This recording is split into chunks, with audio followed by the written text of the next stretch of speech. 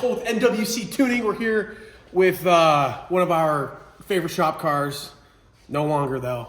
It's being sold. We got our B16 powered EM1 Civic SI 2001 edition. Just kidding, it's a 99. And we're gonna get some shit done on it for the new owner. Tune in. Power steering rack and pinion. Nothing crazy. Told the guy to do it for him real quick, knock it out. So if you're watching this video, please like and subscribe, comment. And hang out for the new car, because we're gonna get a new car here soon. Yeah. Leave your guesses in the comments, folks. Leave your guesses in the comments. I've always wanted an EV. Okay, we gotta drop this exhaust down.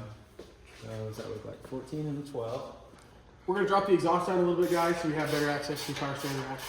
But hey, this could also be used as a Tutorial? This could also be used as a tutorial for your EM1 Civic if you ever need to replace your rack.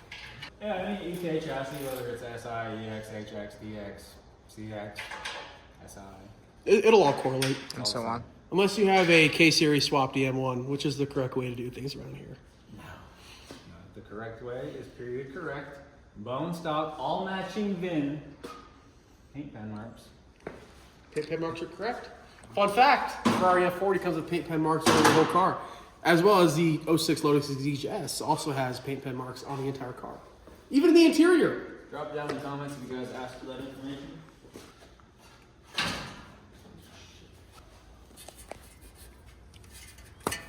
Don't forget to disconnect your sensors and everything before removing your exhaust, your engine. No, that ain't gonna come out. That thing's bent. That thing is completely smashed down. If you loosen this, it'll come off. You want to see that? Yeah. Is that a fire alarm? Is that coming? Yeah, if you take this clamp off, it'll come right off. Like as it's sandwiched, you can see it like compressed and smashed. Yeah, so go ahead and put that back on. little unknown fact, guys, but metal it doesn't lie. It doesn't.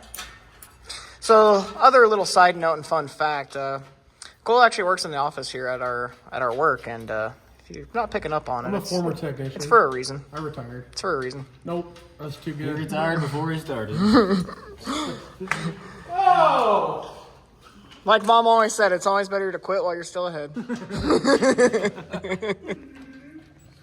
Alright guys, well the next step here is there's a roll pin that lodges the shift linkage into the transmission, which if you guys look, you can probably see it rotating, so that's neutral right there. What if you shove it in? So that was third and fourth gear right there. But anyway, this roll pin, I don't remember what size it is. You guys can use a bolt. I recommend just going to the hardware store, buying a roll pin punch kit. So much easier to get those out. A little punchy punch. There's your roll pin. You guys see that? Thanks for mouth breathing in my face, guy.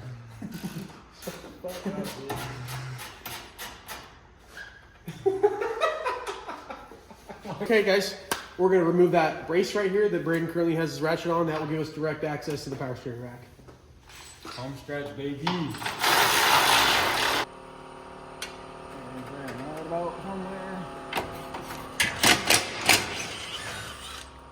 Okay. And then boom, you have access to the steering rack. So now if you guys come over here, you can see we got a 14mm bolt right here along with a bracket and another 14 as well. And that is the remaining piece that is holding this rack up inside of the car. Then we're good to go ahead and drop it down and pull the power steering lines off of it.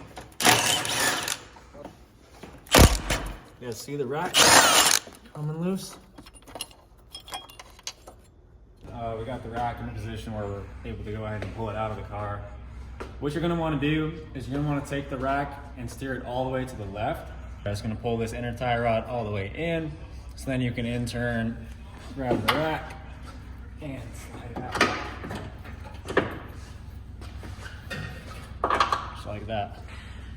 So it's not a terrible task, but it's also not the most fun steering rack I've ever done in the world. But that's all there really is to it. Installation is just reverse order of this video, very self-explanatory. Oh yeah, side note on these chassis, you do have to do that. You can't center it before you put them up for installation because you just won't, it won't be able to go up and clear. That's correct. So before you get everything mounted, like in its home and everything like that, you just want to take a second and make sure you got your rack centered and everything like that too. So Yep.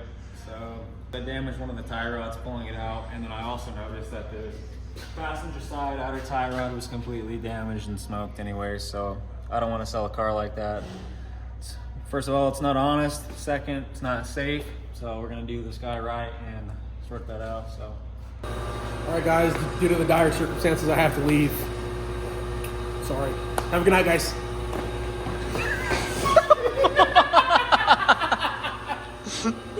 you're always running into stuff. It's always me. On that note, we'll see ya. Made it to the O'Reillys.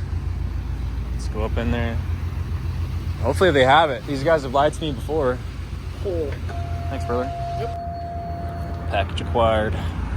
You guys missed it. We got everything dialed in on the bottom. Even got the steering shaft in. Steering wheel is going to be a little bit crooked. Nothing crazy though, nothing major. And we got the power steering belt on. So now we're going to go ahead and start topping off our power steering fluid with nothing but the best genuine Honda OEM fluid. I bought this for this car forever and a half ago, and it's just been chilling. I don't know how true it is, but they say if you don't use genuine Honda power steering fluid on a real Honda power steering pump, it can chew it up. And it's probably just their way of selling their overly priced fluid when you could just use ATF, but here we are. Before we start the car and use the belt power to run the power steering pump, what you want to do, you want to kick your key over one click. So that way you can steer, and it's going to be annoying and beep, but just steer it lock to lock multiple times. Do it probably until the fluid in the reservoir gets pretty low. Go ahead and stop and top off your reservoir again.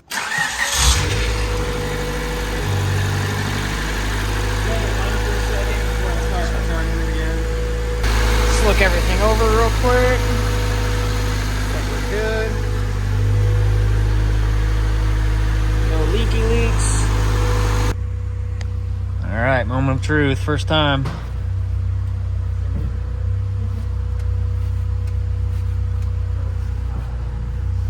Yep, feels pretty solid.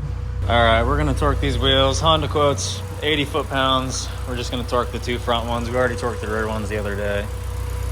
Power steering fluid's topped off? Yep, she is right on the line. She's dialed? All right, cool. So it seems to me this job is done. Not too bad. I mean, it sucked, but it wasn't the most terrible thing. It could have gone so much worse. I think that's gonna call it for today's video. You wanna do an outro? We're done. Till next time, clear wins.